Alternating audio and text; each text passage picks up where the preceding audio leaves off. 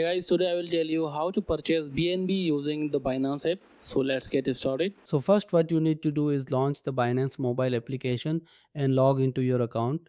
If you haven't created an account yet, complete the registration process before proceeding. Tap the search bar at the top of the screen and type BNB to locate the cryptocurrency. From the search results, select BNB/USDT trading pair to access the trading interface. Verify that the trading pair is correctly set to BNB/USDT at the top of the screen. If it's not selected, tap the drop down menu and choose USDT as your trading pair.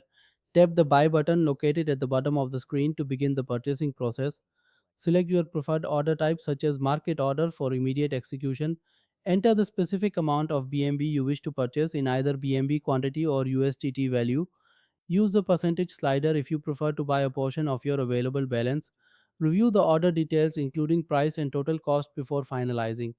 Tap Buy BNB to execute the purchase and add BNB to your Spot wallet balance. And that's how you purchase BNB using the Binance app.